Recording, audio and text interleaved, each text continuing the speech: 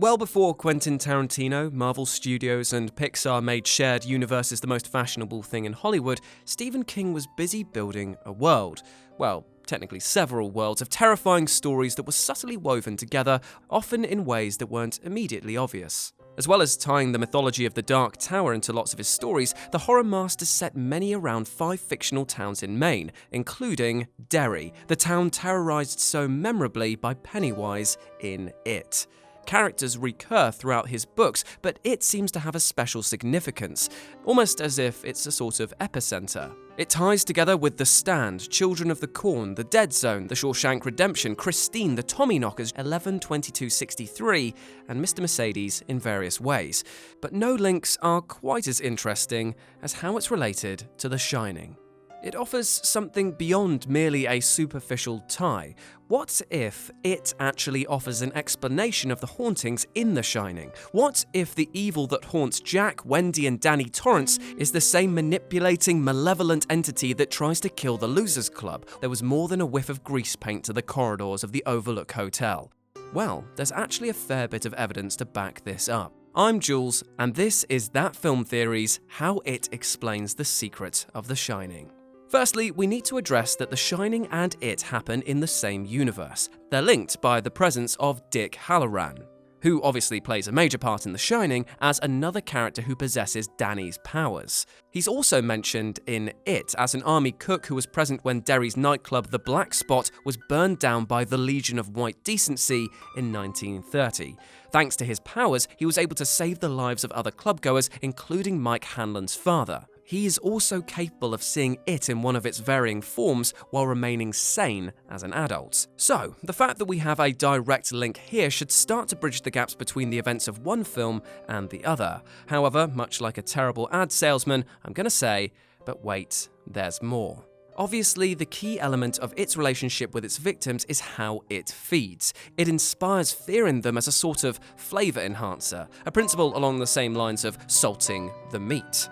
And while It is associated primarily with feeding on children, it will actually just feed on any human. It just so happens to find that children are easier to manipulate and prey on. But that principle isn't true in The Shining, because Jack Torrance is the vehicle for violence. However, if you look at his setup, you see that Jack is a very vulnerable man.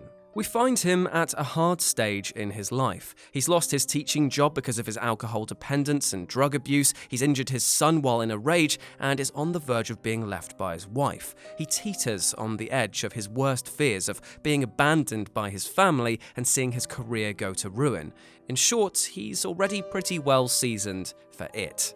And as his fears take him over, It manipulates him into doing his dirty work, killing his family to get more victims in one fell swoop, which in itself inspires a further escalation of Jack's conscious fears. It turns him into everything he feared he would be and drives his family away, making him an even more delicious potential meal. Not only that, It scores a double success by using Wendy's fears that Jack cannot be turned away from his path that leads him to being a monster against her too. Ultimately, she resists as her overriding drive to protect her child outweighs any danger she might face personally. But she's literally basted herself in It's favourite dressing up until the very end. So what evidence is there in The Shining that there genuinely is something physical behind the haunting?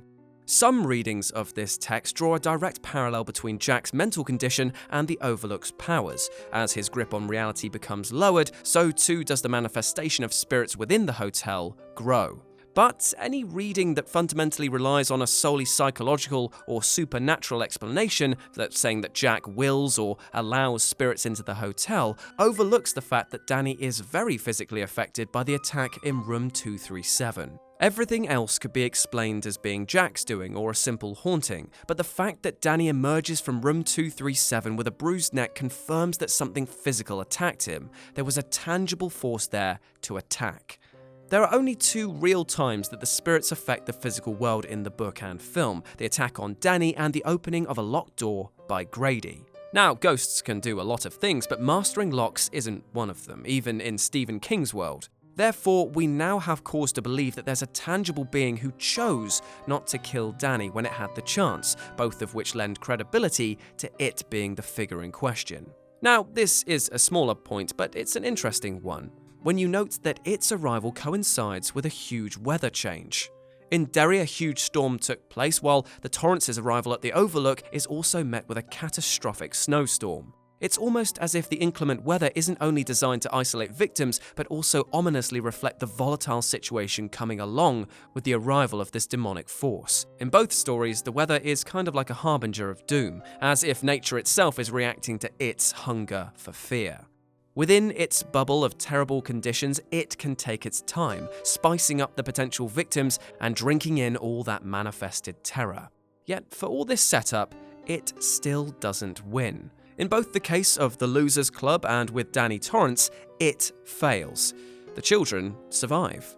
Now, there's another theory that suggests that the reason for this is that the Losers Club and Danny share the Shining, and there are some compelling thoughts on that front, but you'd think it would be more explicit in the text, given how willing King is to always explore the links in his characters and stories. More compelling, and based on more evidence, is the fact that the malevolent forces in both cases are undone by simple acts of resistance.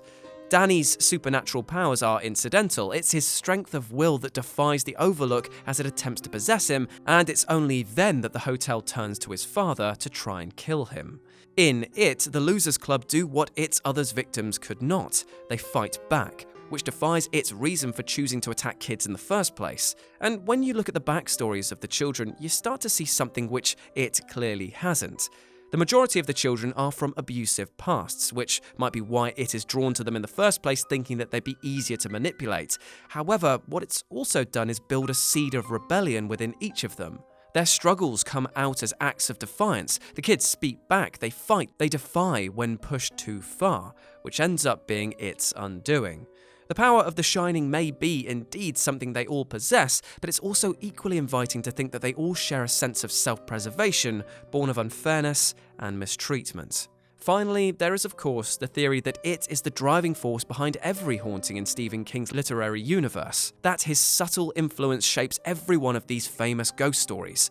If you look into the backstory of what it is, you'll see that King has crafted one truly insane beast, originating from outside of our reality with incredible powers who only sees humans as beings to be toyed with and then eaten. Therefore, it's very possible to see it as the puppet master behind all of King's connected universe. This is heavily supported by King's novels. It's mentioned in Grey Matter 11/22/63 and in Dreamcatcher. We see a memorial to victims lost in the 1985 Derry storm that takes place at the end of it, which has Pennywise lives scrawled across it. And slightly more tenuously, in the Tommyknockers, a character driving through Derry thinks he sees a clown staring out of a sewer drain, which does contradict the whole stay away for 27 years at a time, seeing as Tommyknockers is set 2 years after it. But then again, this is an interdimensional being, it can probably do what it wants. So there we have it, some rather compelling evidence that only adds to the psychological horror masterpiece that is The Shining. But what do you think? After all, this is a theory, not an answer, so let me know down below your thoughts on it and The Shining. And before you go, we're a growing channel, so if you like this, please check out our other videos, and don't forget to subscribe. I've been Jules, you've been awesome, and this has been That Film Theory.